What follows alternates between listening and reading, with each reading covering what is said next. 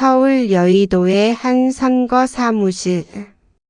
새벽 4시 선거 유세 영상이 모니터 속에서 계속 반복되고 휴대폰 알람음이 울리는 소리 속에서 28년 전 한 남자가 사무실의 책상에 앉아 있었다.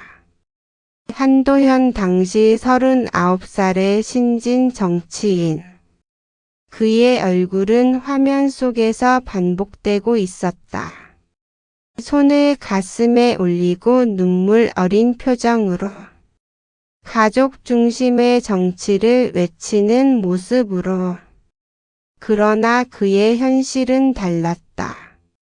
책상 서랍엔 병원 진단서 하나가 던져져 있었다.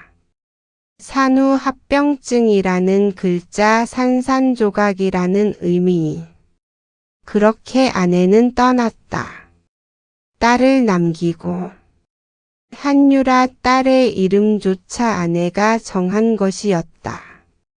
정치인 한도현에게 남겨진 건 갓난아기와 치명적인 선택이었다. 그는 전화를 들었다. 아버지, 어머니에게. 목소리는 담담했다. 유라를 맡아줄 수 있어요? 정치에만 집중해도 시간이 부족해요. 말이 끝나기 전에 그는 이미 결정해 있었다. 정치가 인생의 중심이라는 것을, 그 이상 아무것도 필요 없다는 것을. 강원도 원주로 내려간 갓난 유라는 조부 한기석과 조모 은주와 지내게 되었다. 할아버지가 지은 회사, 할머니가 가꾼 정원. 그곳이 유라의 세상이 되었다. 아버지는 간간히 고급 선물만 보낼 뿐 얼굴을 비추지 않았다. 서울에선 한도현이 계속해서 당선을 거듭했다. 1번, 2번, 3번. 정치 자금은 불어났고 후원자들은 늘었다. 그는 연설장에서 가족의 소중함을 연설했다. 카메라 앞에서 웃으며 말했다. 가족을 지키기 위해 이 자리에 섰습니다. 그것은 거짓이었다. 진짜 이유는 다른 곳에 있었다. 어느 날 한도현 의원실에 불이 들어온 시간. 책상 위 스마트폰에서 딸의 생일을 알리는 알람이 울렸다. 유라의 생일. 한도현은 손을 뻗어 알람을 껐다. 그리고 중얼거렸다. 가족은 정치의 이미지일 뿐이지 내 삶의 짐이 될 수 없어. 이 말 한마디가 훗날 모든 재앙을 부르는 씨앗이 될 줄 그는 몰랐다. 모니터 속 자신의 미소는 계속 반복되었고 휴대폰은 다시 알람을 울렸다. 또 다른 정치 일정, 또 다른 카메라, 또 다른 거짓의 시작. 강원도 원주의 한옥정원 봄날 오후. 새들이 지저귀고 바람에 나뭇가지가 살랑거리는 시골의 소리 속에서 28년이란 시간이 흘렀다. 유라는 원주의 한옥집에서 자랐다. 아버지의 손이 닿지 않는 곳에서. 대신 할아버지의 손이 할머니의 손이 닿는 곳에서. 조부 한기석은 작은 건설 회사를 이루어낸 사람이었다. 하지만 그가 유라에게 물려주고자 한 건 돈이 아니었다. 매일 저녁 퇴근 후 유라의 방에 들어가 노는 할아버지는 책상에 앉은 유라의 옆에 앉아 말했다. 손에 굳은 살이 있는 할아버지의 목소리는 부드러웠다. 유라야, 잘 듣거라. 돈이란 수단일 뿐이야. 돈이 가치를 만드는 게 아니란다. 사람을 위해 쓰여야 가치 있게 쓰이는 거란다. 6살 유라의 눈동자가 반짝였다. 그렇게 할아버지의 말 한마디는 그 아이의 영혼에 각인되었다. 조모 운주는 다르게 가르쳤다. 그림과 음악으로. 할머니는 매주 목요일마다 유라의 손을 잡고 정원으로 나갔다. 백합 철쭉 소나무 아래에서 꽃잎이 바람에 흔들리고 새들이 정원을 날아다니는 그 공간에서 유라야, 보거라. 이 꽃들이 왜 필까? 꽃들은 강요하지 않아도 자기 안의 것을 내보내는 거란다. 아름다움이 세상을 돌고 도는 방식이란다. 음악 수업도 있었다. 동네 선생님에게서 배운 피아노.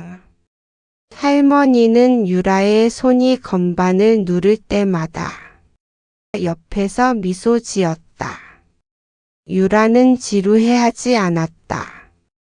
손가락을 건반 위에 올릴 때마다 할머니의 말이 떠올랐기 때문이다. 자기 안의 것을 내보내는 것. 그것이 선함이라는 것을. 중학생이 되었을 때 유라는 학교 성적도 우수했다. 하지만 더 중요한 건 다른 것이었다. 친구가 아파할 때 먼저 손을 내밀고 반도우미를 자청하며 시험을 잘 본 동료의 기쁨을 자신의 기쁨처럼 나누는 법이 더 중요했다. 할아버지, 할머니가 나에게 심어놓은 가치, 그것을 잊지 않으려 노력했다. 그러던 어느 날 택배기사의 목소리가 들리고 고급 상자가 도착했다. 명품 로고 서울 주소. 아버지였다. 비싼 시계, 비싼 가방. 카드에는 이렇게 써 있었다. 자랑스럽구나. 잘 지내거라. 유라는 선물을 들었다가 다시 내려놓았다. 할머니가 옆에서 지켜보고 있었다. 할머니 아버지가 저를 아는 걸까요? 할머니는 말없이 유라의 머리를 손으로 쓸어내렸다. 대신 할머니는 유라의 손을 잡고 정원으로 나갔다. 봄날. 정원에서 새로 돋아난 초록잎을 함께 바라봤다.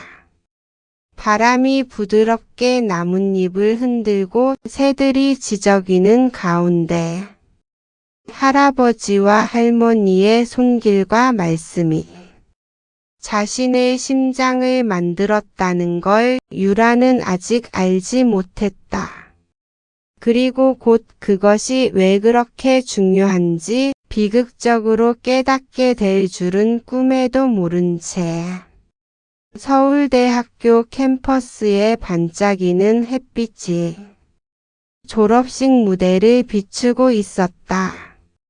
학생들의 함성 소리, 카메라 셔터음, 부모들의 박수가 울려 퍼지는 하늘 아래 28살의 유라는 학사모를 쓰고 무대에 섰다. 명문대 졸업.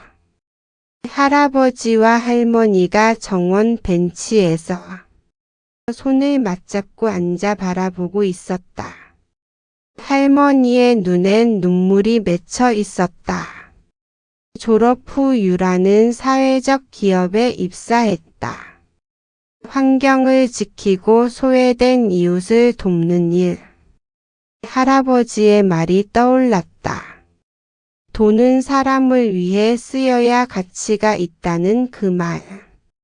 그러나 행복은 오래 가지 않았다. 어느 날 출근길 할머니에게서 다급한 전화가 왔다. 유라야, 네 할애비가 전화기 너머 들리는 할머니의 흐느끼는 목소리가 떨리고 있었다. 할아버지가 쓰러지셨다는 것이었다. 병원 흰 형광등 아래 소독약 냄새가 코를 스쳤다. 그 모든 것이 한순간에 유라의 세상을 어둡게 만들었다. 침대 위에 누운 할아버지의 모습은 인식하기 힘들 정도로 작아져 있었다. 할아버지, 유라의 목소리가 떨렸다. 할아버지의 손이 천천히 올라와 유라의 손을 잡았다. 예전 유라를 지켜주던 강함은 없었다. 대신 엄청난 무게가 그 손에 담겨 있었다. 유라야, 이 할애비와 할머니가 이루어 놓은 것들, 그걸 지켜주겠니? 유라는 고개를 끄덕였다. 피가 아니라 선택으로 지킨 사람이 진짜 가족이야. 넌 우리의 딸이야. 변호사가 유언장을 들고 들어왔다. 할아버지는 마지막 남은 힘을 쓰며 떨리는 손으로 사인을 했다. 전 재산을 유라에게, 회사 정원 모든 것을 남긴다는 유언이었다. 사흘 후 할아버지의 심장은 멈췄다. 원주 납골당의 하늘은 회색빛이었다. 새소리도 들리지 않았다. 오직 바람이 유라의 검은 머리를 흔들 뿐이었다. 그때 검은 리무진이 접근했다. 차 문이 열리고 남자가 내렸다. 한도현, 유라의 아버지. 사진으로만 봤던 그의 모습은 많이 달랐다.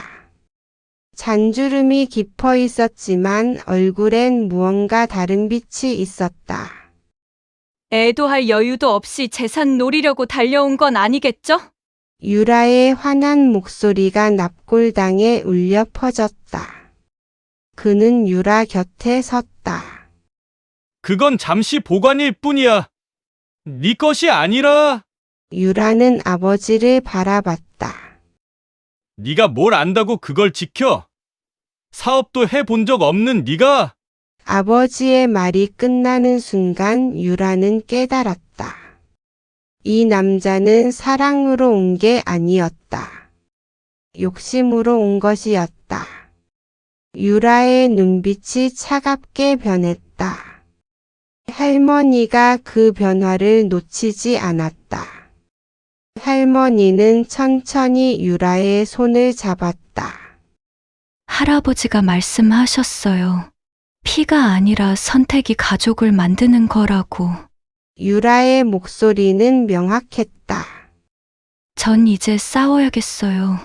그 순간 원주의 하늘에 비가 내리기 시작했다. 한 방울, 두 방울. 마치 할아버지가 유라의 결심을 축복하듯이. 서울 여의도. 밤 9시. 한도현 의원 사무실에 불이 켜져 있었다. 하지만 그는 여기 없었다. 강남의 고급 술집. 어두운 조명 아래 특실 문이 닫혔다. 그 안에 두 남자가 앉아 있었다. 한도현과 최 판사. 최 판사의 얼굴엔 만족스러운 미소가 떠나질 않았다. 그는 잔에 담긴 위스키를 천천히 기울였다. 도연이, 걱정하지 말게.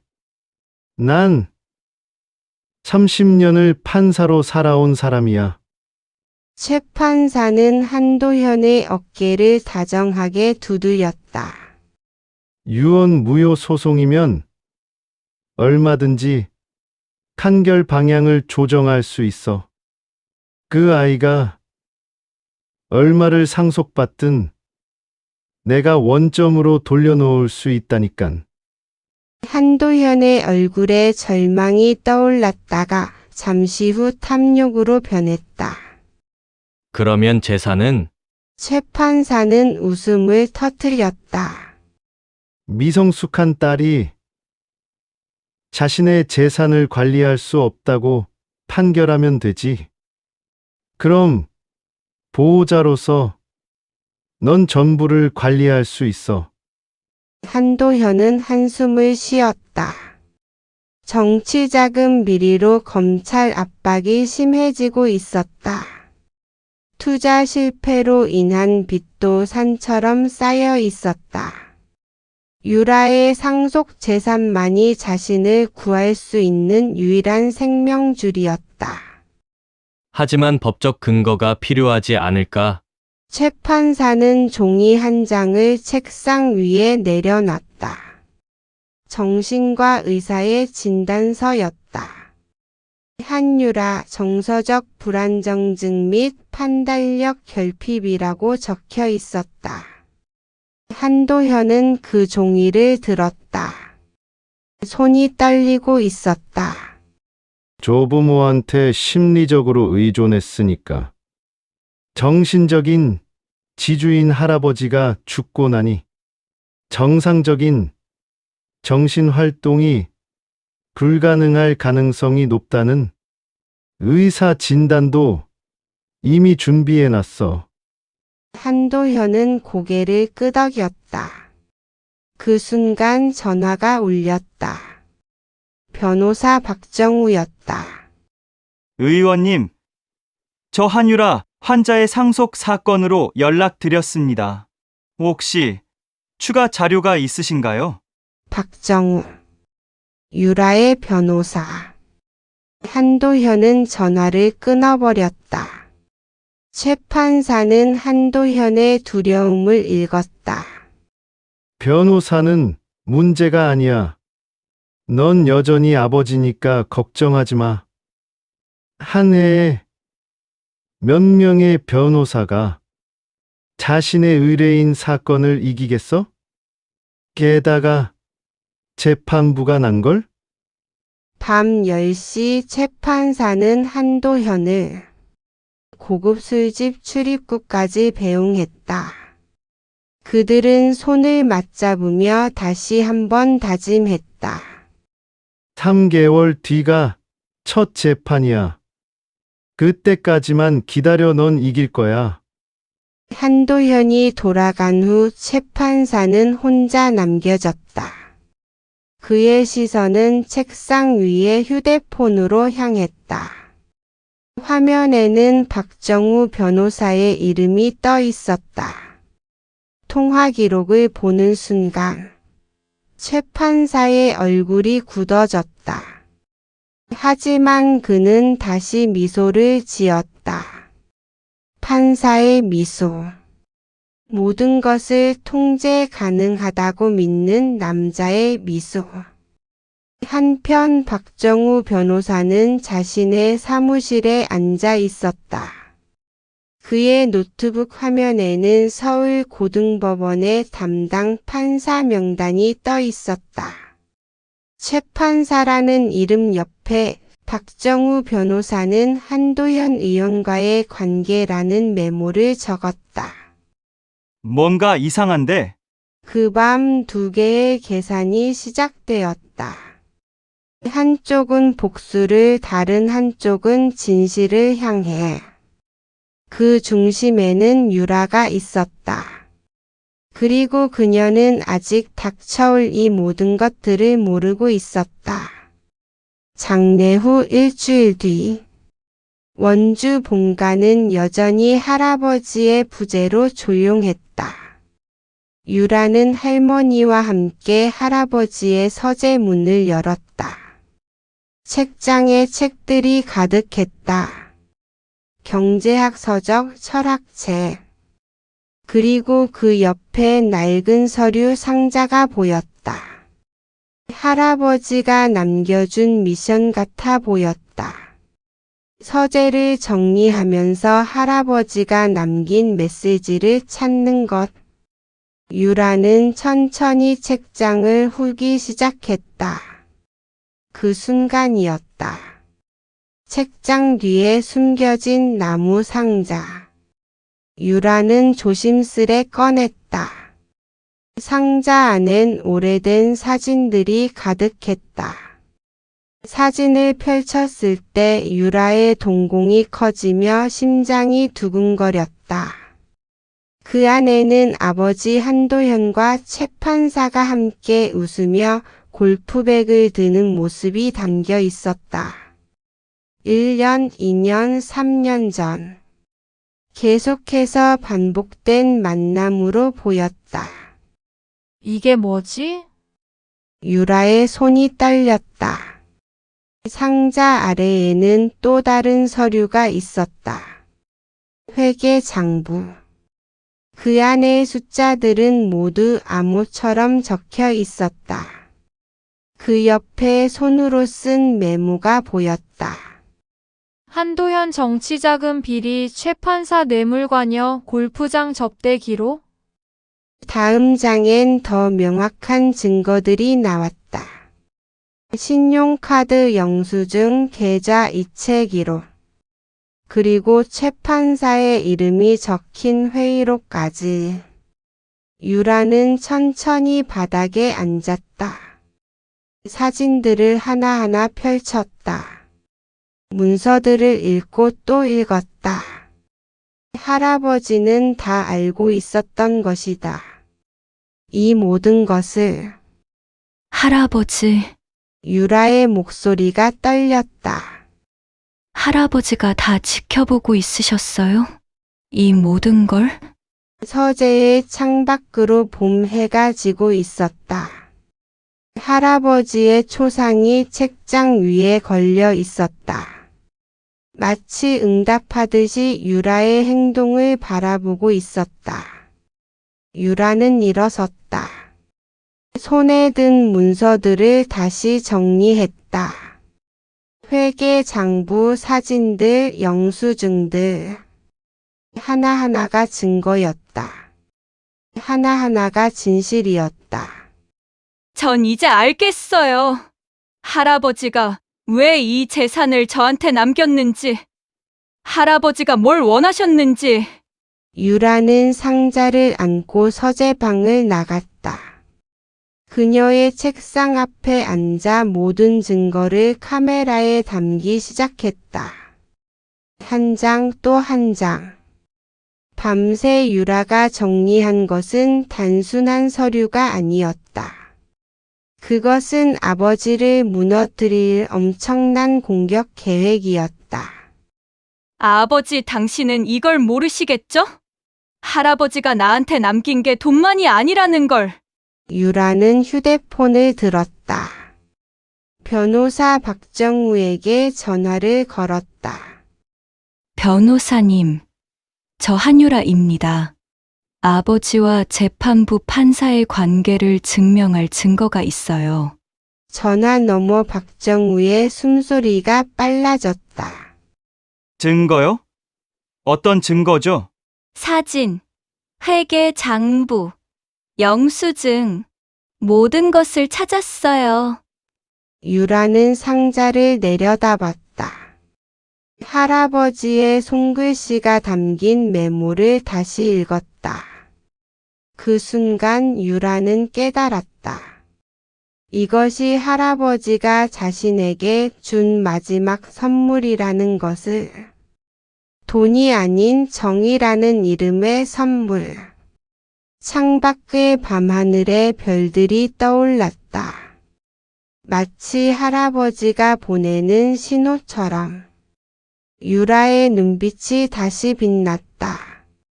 이번엔 절망의 빛이 아닌 분노와 결의의 빛으로. 이번엔 제가 싸워볼게요. 할아버지. 서울고등법원 재판장 오전 10시. 유라는 법정에 섰다. 검은 정장 곱게 펴진 등. 옆에는 변호사 박정우가 서 있었다. 하지만 그의 얼굴도 경직되어 있었다. 판사석에는 최 판사가 앉아 있었다. 낮고 긴장된 목소리로 재판을 선포했다. 피고 한도현이 주장하는 유언무효 소송. 본안 심리를 시작하겠습니다. 한도현의 변호사가 먼저 변론했다. 그는 유라를 바라봤다. 그 시선에는 동정이 아닌 경멸이 담겨 있었다. 한유라는 조부모에게 극도의 심리적 의존을 보이는 미성숙한 인물입니다. 그 증거로 정신과 진단서를 제출합니다.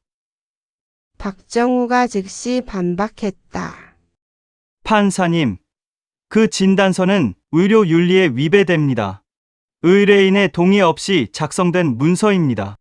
최 판사는 박정우의 말을 자르듯 손을 들었다. 증거 제출 절차는 후에 검토하겠습니다. 계속 진행하시기 바랍니다. 유라는 이 장면을 지켜봤다. 법정이 이미 정해진 방향으로 움직이고 있음을 느꼈다. 한도현이 증인석에 올라갔다. 그의 표정은 슬픈 아버지 그 자체였다. 눈엔 눈물이 글썽였다. 제 딸을 걱정해서 이 소송을 제기했습니다. 할아버지, 할머니에게 깊이 의존했던 딸이 갑자기 막대한 재산을 관리한다면 심리적 혼란에 빠질 것 같았습니다. 최 판사는 고개를 끄덕였다. 마치 그 말이 진리인 양.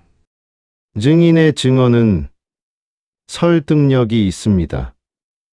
피고, 대리인의 반대 질문이 있으신가요? 박정우가 일어섰다. 그는 사진 한 장을 제출하려고 했다. 판사님, 중요한 증거가 있습니다. 피고인과 판사님의 그 순간 최 판사의 목소리가 날카로워졌다. 증거 제출은 정해진 절차를 따라야 합니다. 미리 공고 없이 제출된 증거는 받을 수 없습니다. 박정우의 얼굴이 창백해졌다. 판사님, 이건 중대한 이해상충입니다. 재판부 기피를 신청합니다. 법정이 술렁거렸다. 기자들의 카메라가 작동했다. 하지만 최 판사는 침착했다. 기피 신청은 기각합니다. 판사의 중립성을 의심하는 것은 법정 모독입니다. 유라는 박정우를 바라봤다. 변호사의 눈빛에는 절망이 가득 찼다. 잠깐의 휴정 시간. 법정 밖 복도에서 박정우는 유라에게 말했다. 죄송합니다. 이건 정상적인 재판이 아닙니다. 유라는 아무 말도 하지 않았다. 대신 그녀는 멀리서 자신의 아버지를 지켜봤다. 최 판사와 손을 맞잡고 있는 한도현. 그 장면이 눈에 들어왔을 때 무언가가 유라의 가슴에서 무너졌다. 휴정 시간이 끝나고 유라의 증언 차례였다. 법정은 조용했다. 피고 한유라, 진실된 증언을 약속하십니까? 네, 하지만 그 대답은 공허했다. 법정 전체가 이미 결정되어 있다는 걸 깨닫는 순간 유라는 혼자라는 생각이 들었다. 할아버지가 돌아가신 후 얼마나 심한 우울감을 경험하셨나요? 유라는 대답했다.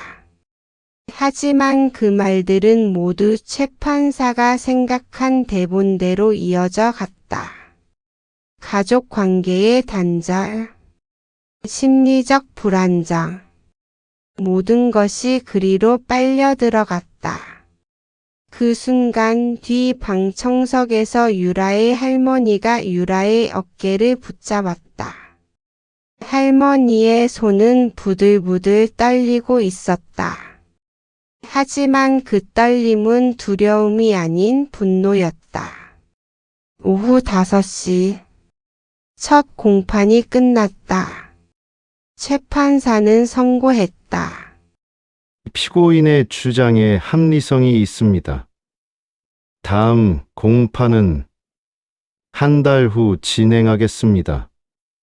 재판장을 나오며 유라는 시계를 봤다. 시간은 계속 흐르고 있었다. 하지만 정의는 움직이지 않고 있었다. 한 달 후. 재판장. 오전 9시 반. 유라는 이번엔 다른 옷을 입고 섰다. 회색 정장. 하지만 눈빛은 불타고 있었다. 옆 방청석엔 할머니와 신문기자들이 가득 찼다. 박정우 변호사는 유라를 바라봤다. 그의 눈빛에도 뭔가 다른 것이 보였다. 준비의 빛. 제2차 공판을 시작하겠습니다. 한도현의 변호사가 추가 증언을 진행했다. 또 다시 유라의 미성숙함에 대한 이야기. 또 다시 같은 주장. 하지만 박정우는 일어섰다. 그의 목소리는 차분했지만 그 안엔 폭발할 것만 같은 에너지가 담겨 있었다.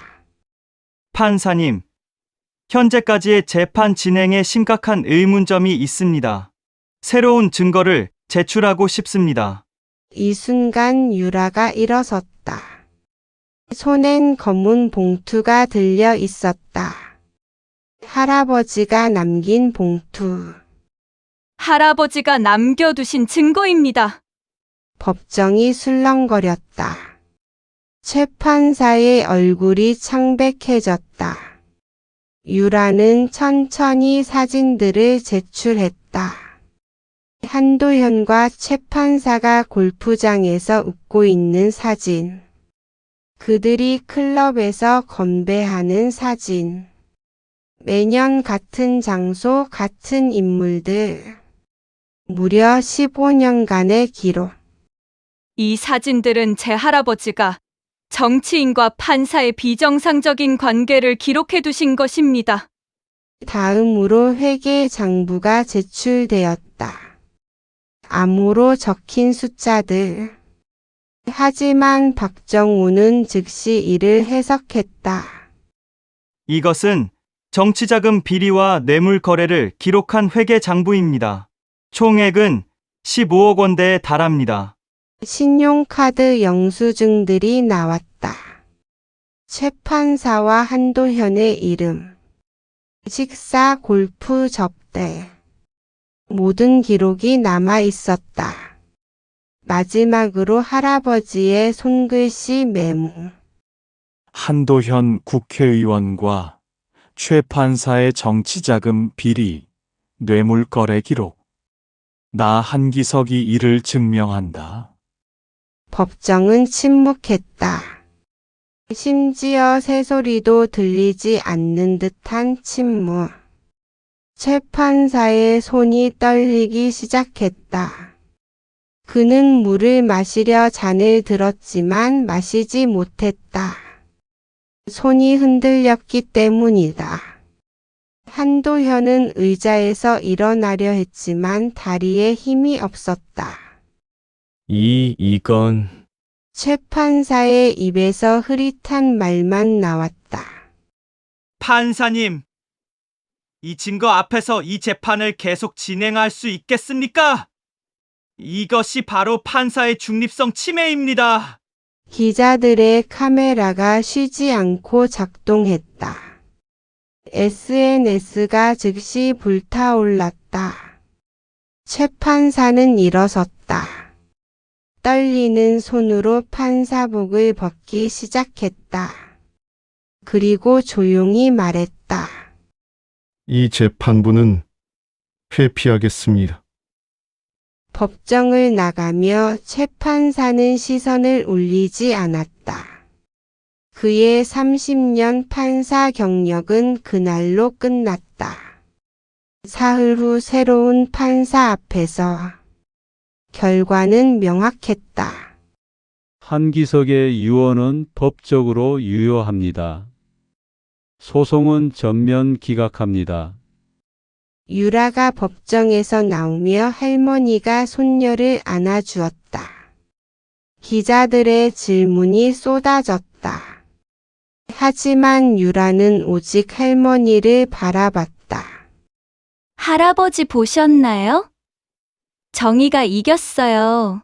3년이 흘렀다. 원주 봄가의 정원. 따스한 봄빛이 내렸다. 새로 심은 나무들이 새싹을 돋우고 있었다. 한도현은 정치 생명이 끝났다. 검찰의 수사, 언론의 고발, 그리고 국민의 질책. 한때 국회의원이던 그는 이제 골목 어딘가를 배회하는 노인이 되어버렸다. 최 판사는 사임하고 해외로 떠났다. 그의 판사 배지는 역사의 오점이 되었다. 법정 최종 판결은 유라의 승소였다. 상속 재산은 유라의 것으로 확정되었고 한도현의 상속권 청구는 기각되었다.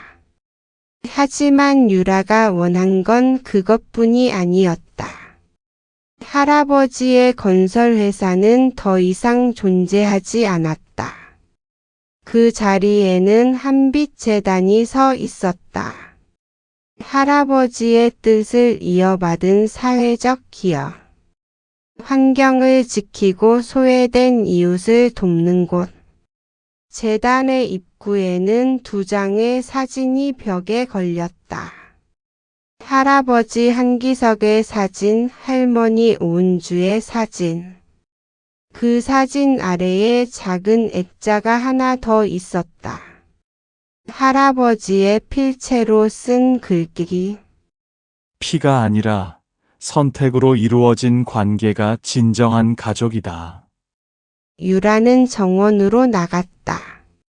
새로 심은 나무 앞에서 그 나무의 이름을 묻는 사람들에게 유라는 항상 이렇게 답했다.